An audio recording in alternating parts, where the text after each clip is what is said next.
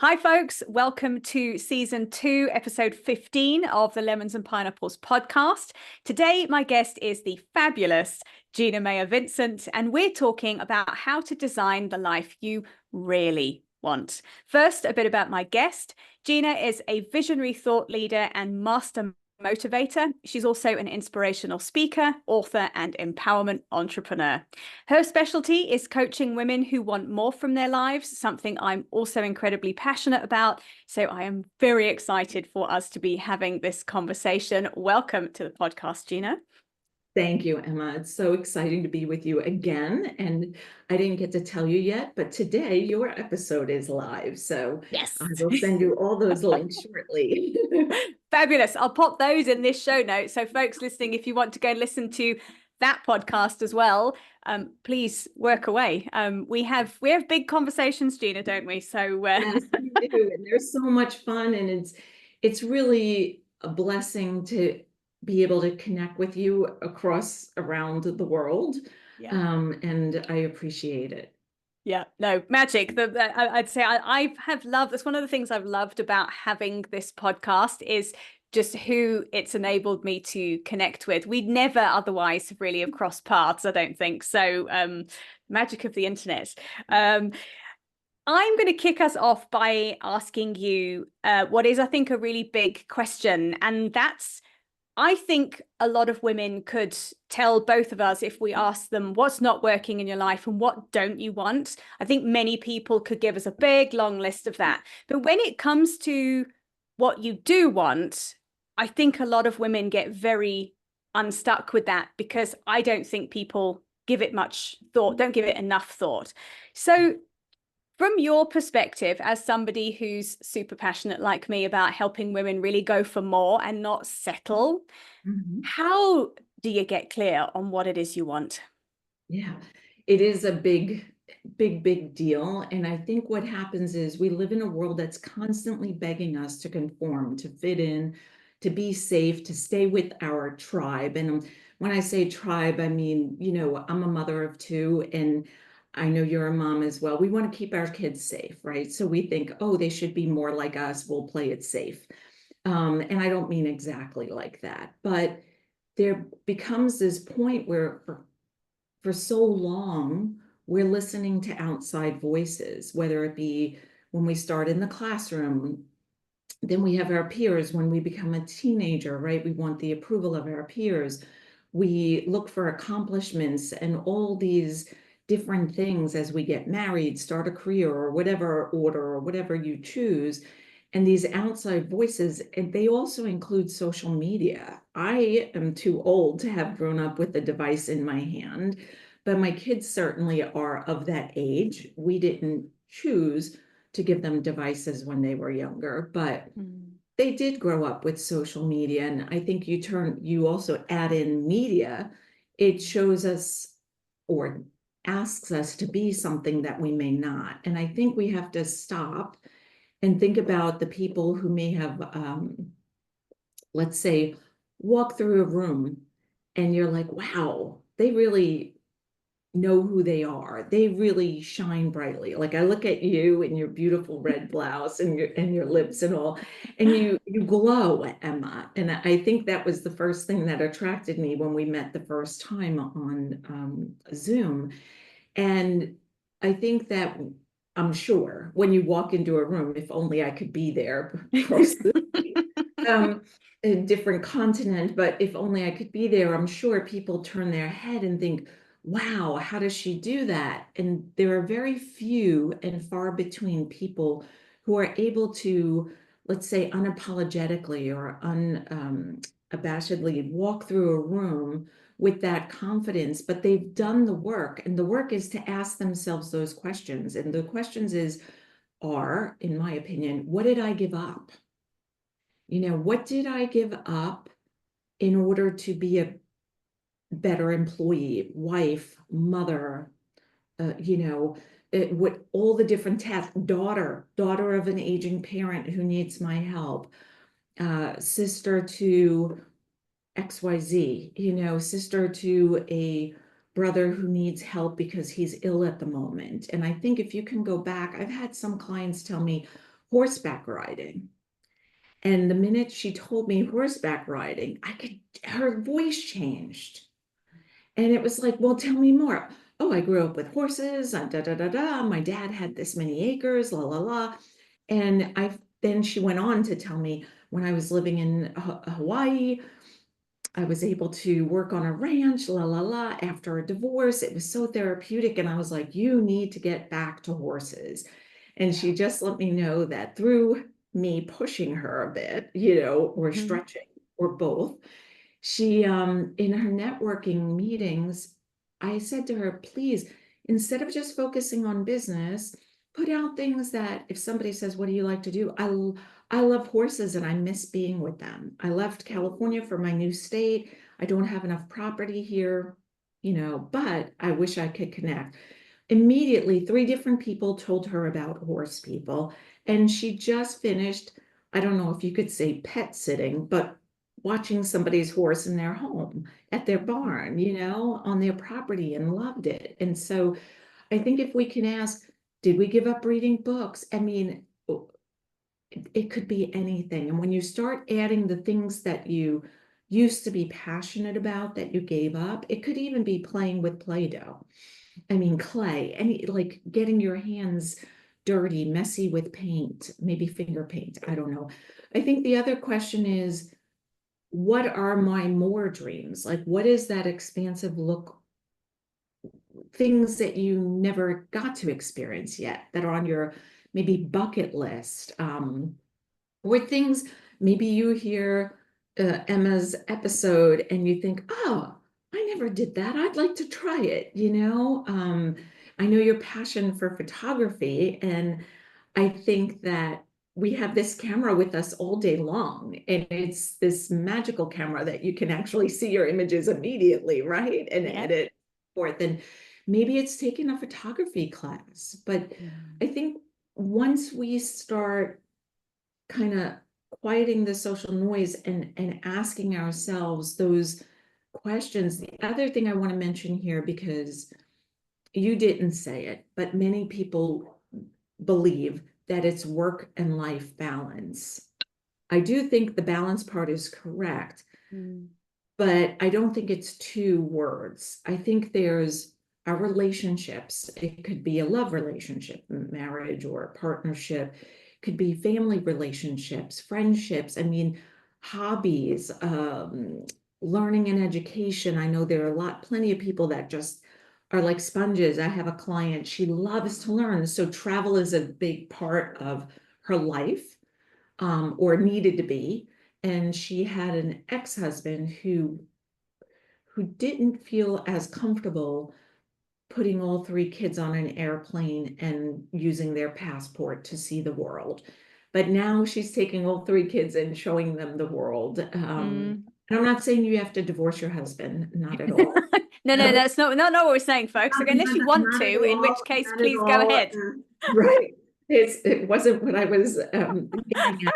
But, the other thing is, I think sometimes we give up exercise or movement. I don't like it to sound like a chore, but that should be a part of our, not this work life, but this balance. And for me, of course, there's spirituality, maybe some call it faith or religion.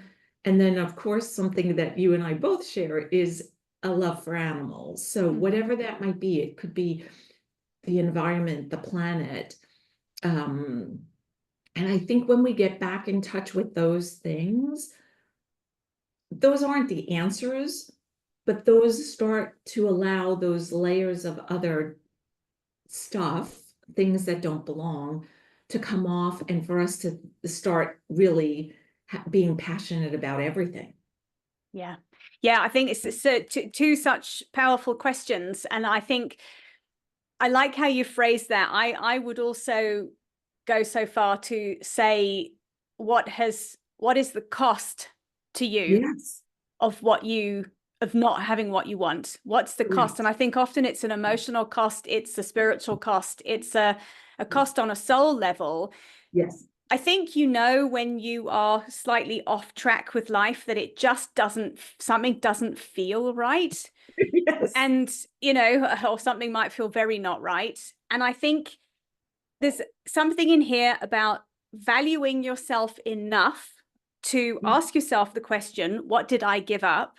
And Yeah. make the time to go and refine that and Yeah. go and do it and make the time, even if you've got a crazy busy schedule. One of the things I did, you'll enjoy this, is last year we went swimming with humpback whales in Mozambique. Oh my I mean, Twice. they're gentle, I guess. I mean, Well, so you're not allowed to touch them or interact with them. I wasn't lucky enough to have one try and swim up to me and touch me. I was in the water going, please try and touch me, please try and touch me. But no, none of them did. But that was, for me, that was quite a big thing to make happen. But it was something that was on my bucket list. And I think the one thing I got from COVID, and we talked about it on your episode, so if anybody wants to know more about kind of my wake-up calls I've had, they must listen to our episode that we did on your podcast, is that the time to do things that you feel called to do is now. I yes. think lots of us pre-COVID just put stuff off. I know I did. So, I'll get to that at some point. I'll get to that at some point. And actually what you have to do is prioritize getting to the things that matter to you, because that's what I think real happiness in life is those experiences and stepping up for yourself and doing those things for yourself. So I'd love to know from your point of view why you think it is that women often don't do these things. I'm going to say I sometimes feel like people might perceive me to be quite self-centered, because I just kind of go, well, I'm going to go and do that and I'm just going to go for it, because actually I don't care, to be quite honest. I think there's a lot of women lack the ability to do that. Yes. And I'm curious from your point of view, kind of the psychology behind that and how one shifts that a bit. Yeah, I agree with you completely, everything you just said. And I find it in men, women, and even some children. My daughter's adopted, and it was hard to watch her struggle with what I consider a centuries-old pandemic. You just mentioned COVID, of feeling unworthy. And if you go back, because this kept coming up with clients of mine of all ages, I don't usually work with children. The child I was talking about again is my adopted daughter. And it was just so fascinating to me that I started researching this and just like doing as much as I could. And I don't mean from a psychology standpoint, I just mean basic research.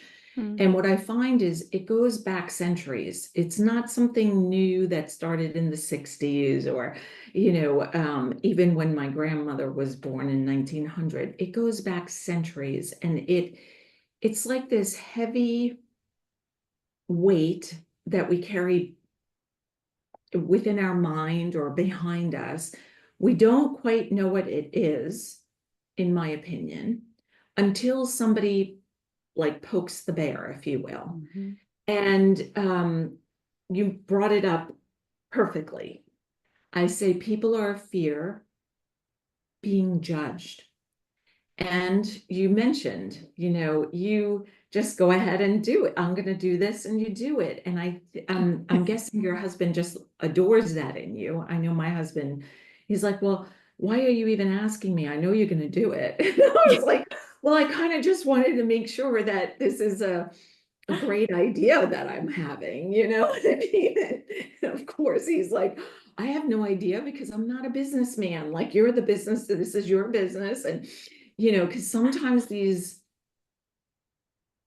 ideas that you and I think have are big and bold, right? And then we realize that others can judge us. And I think many people suffer with that. And I think of a client who I'll never forget. We were sitting in the yard working one-on-one. She loves nature as much as I. And I asked her that poking question. The question was, on a scale of 1 to 10, how worthy do you feel, with 10 being, top of the thing. And I kind of had a feeling of where she was going to answer. And she said 4. And I just sat there silently.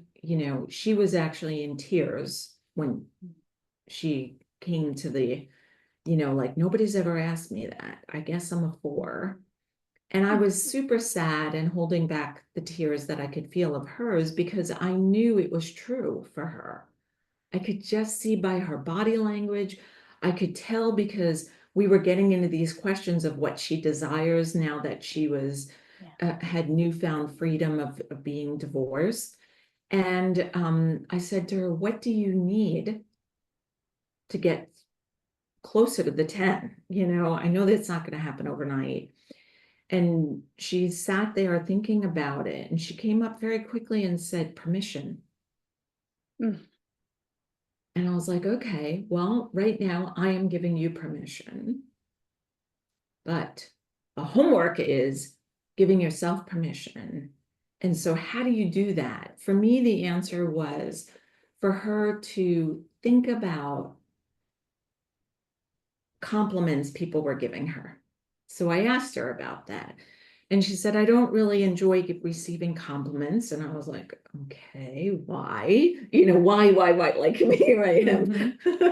I love these kind of sessions because I think they remove so many blocks and we get to the underlying, what's the cause of this?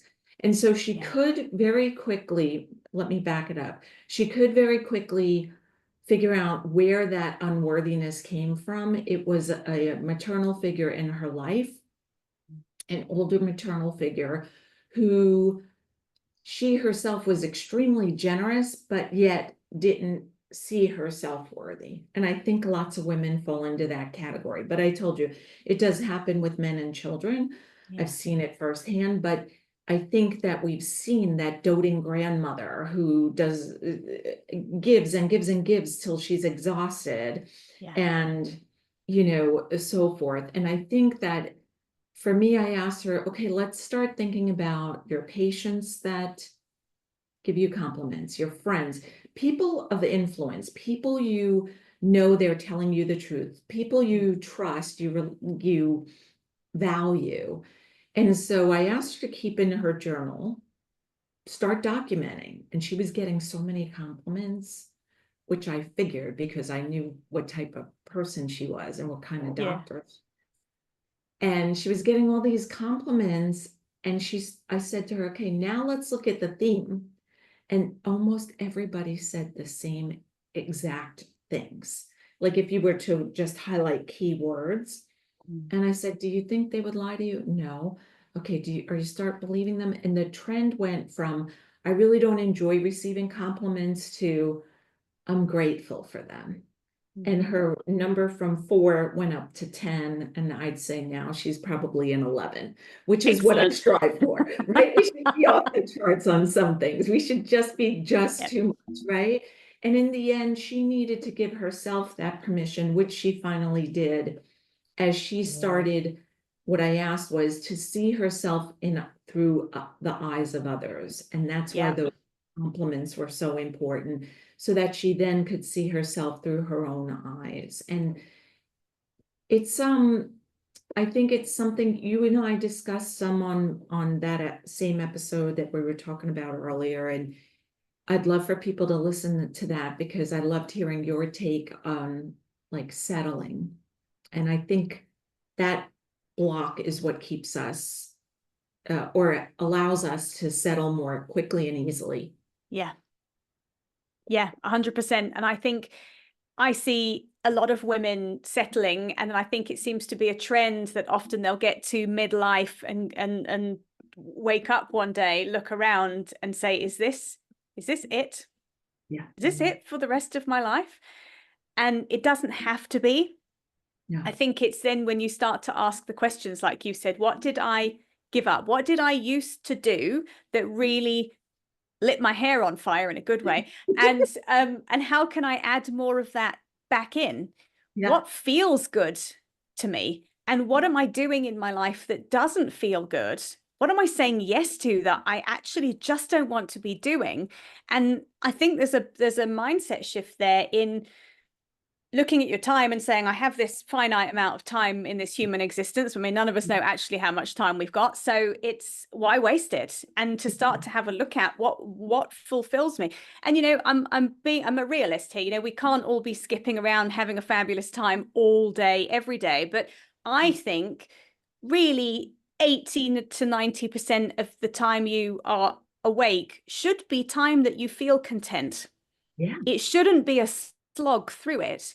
But yet I think that's where a lot of women get to. And it's things like you've shared here. This unworthiness piece is enormous. It's Mhm. enormous.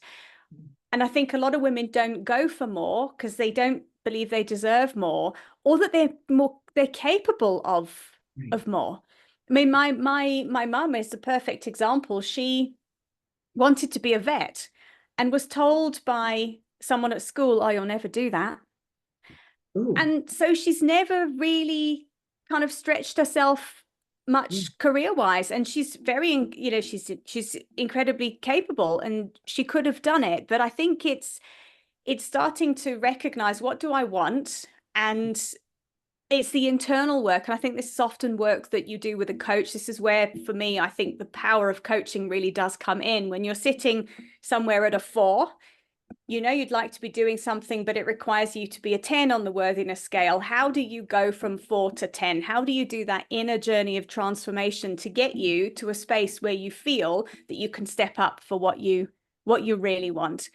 And I hope folks listening to this, because everybody listening to this, I think, will have something in a dream that's in the back of a drawer somewhere. Please get it out. Please dust it off and have a look at it and just see, could I make a move towards this? Could I bring this in somewhere? So Absolutely. important. So important. Well, I think I mean, I know we agree on this, so I'll just say it, but I'll add to something. I think when we do that, when we allow ourselves to do that, we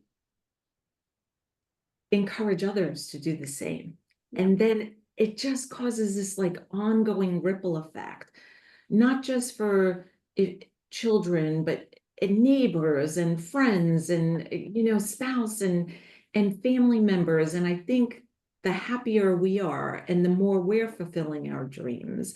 Like I said, I can imagine you walking into a room and people are like, you know, and if they can do that too, then think about how many others they can inspire every time Yeah. they walk into a grocery store or anything, a hair salon, a restaurant, a networking meeting, their child's school, whatever it might be. Yeah, Mm. it's powerful. Yeah, I think there's a saying, I can't credit it to anybody because but it is, when you start to shine your light brightly, you give other people permission to do the same. And I think often when people are not stepping up because they're afraid of being judged, Right. actually, for the most part, people will have a look and give you a very large round of applause and then say, hang on a minute, if you can do it, I can do it. And I think that's where the power is. Gina, Yeah. you I have agree. I know we could keep talking about this for quite some time. You have a book coming out soon, and I know 3 of the themes in your book are time, money, and energy. Yes. Can you share a little bit about how those relate to what we're talking about? So this piece of women really going for what they want. I'd love to hear a little bit more about that.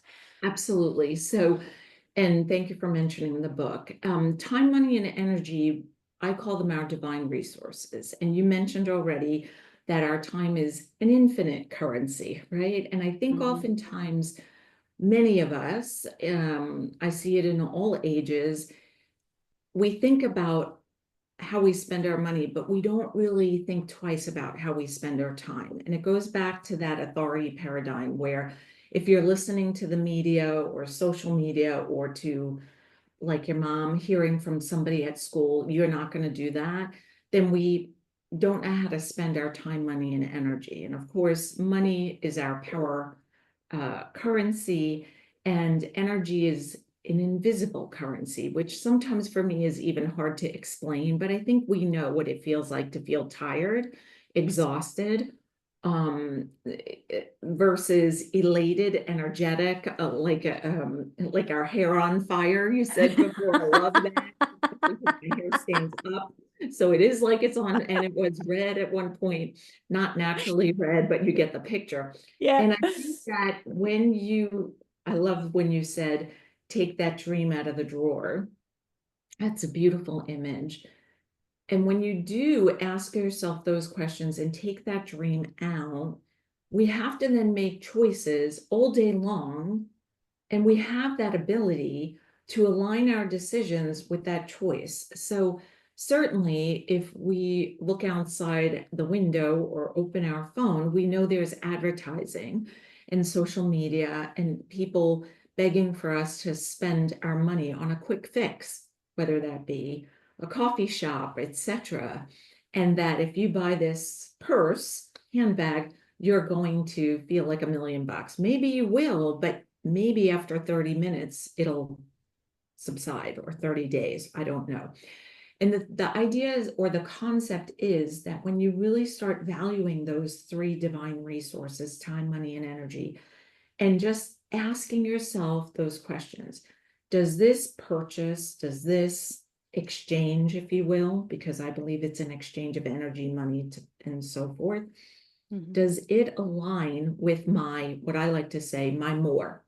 Is it bring me one step closer to, if your dream is to be that vet, to be a vet, or my legacy, my calling, whatever that is.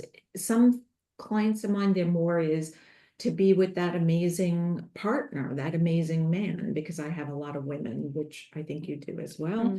And so, hey, if I run myself ragged by giving my energy to 10 people and volunteering for things I'm not really interested in, will I look my best when I bump into that dream guy? No, probably not. So why not cut back? And I think a lot of people not have, or feel guilty maybe saying no to things, and they think they need to give an explanation. I asked a client the other day, I said, is this your religious background that you feel like you have to give an explanation when you say no? And she said, yes. I said, okay, well, I'm telling you right now, you don't have to give anybody a reason. Yeah. It just doesn't align. And that's the end of it. If you want to say something, it doesn't align with my goals. I don't, it doesn't fit into my plans right now, whatever that might be. But I think if we can see those three things, time, money, and energy, even though I just said energy is invisible, but see and feel them as choices where we get to vote all day long. And listen, I like a good hot cup of tea. I'm usually brew mine at home, but if I'm cold, I will stop at a Starbucks and grab myself a cup of tea if I'm cold and I'm out.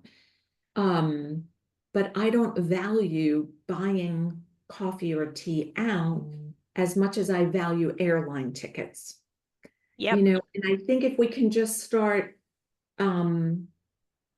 those little shifts, it's not a big, I can never buy a cup of tea at Starbucks again, but it's those little choices that end up giving us the bank account we need, or giving us the time that we need to invest in whatever that might be.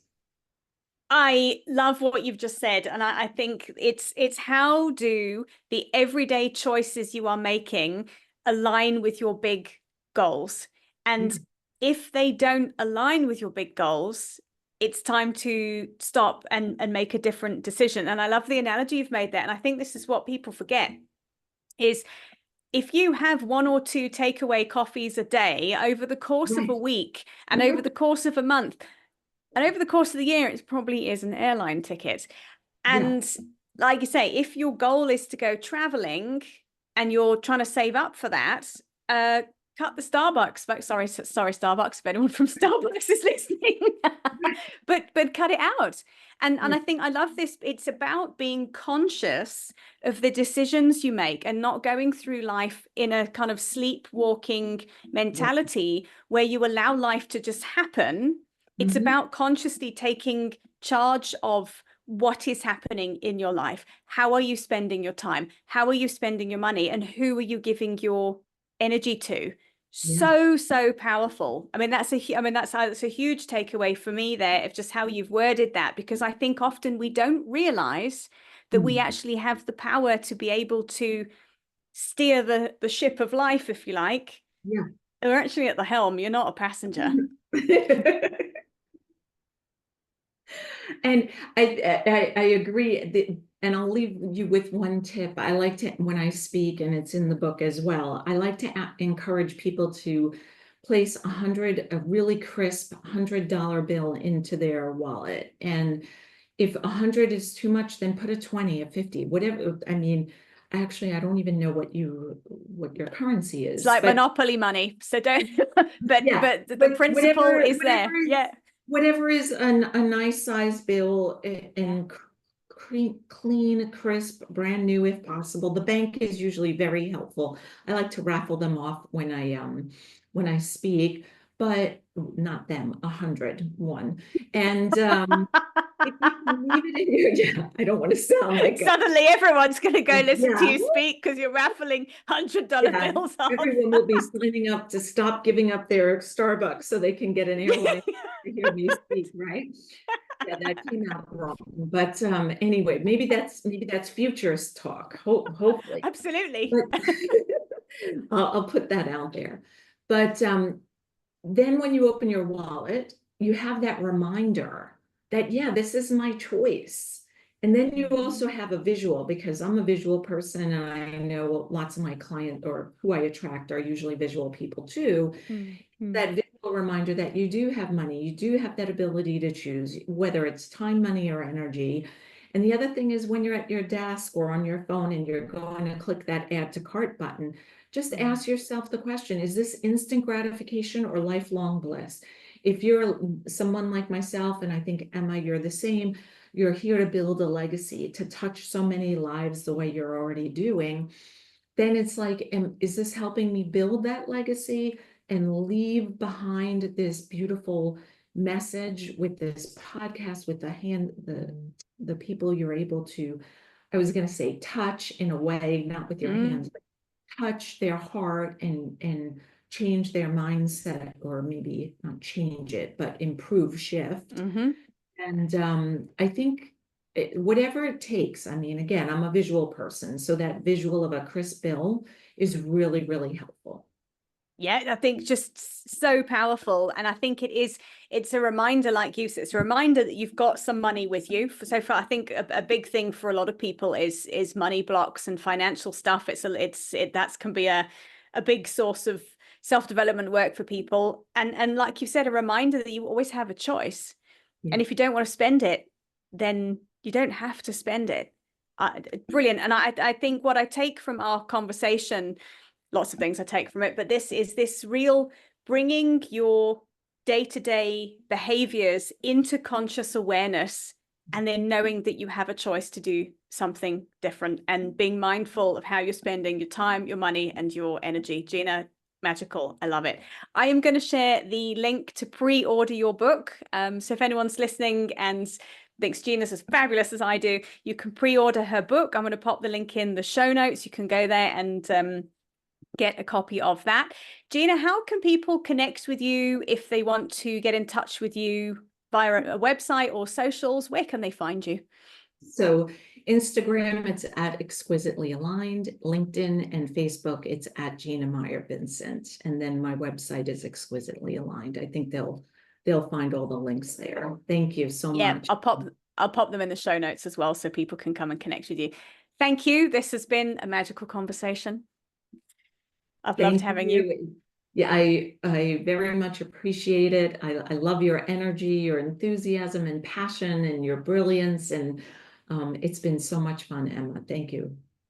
Thanks, Gina. Thanks, folks, for joining us. I really hope you've enjoyed this conversation. I'm going to pop the link to mine and Gina's podcast conversation on Gina's podcast in the show notes as well, so you can go and listen to that. And I will see you all again same time next week. Bye for now.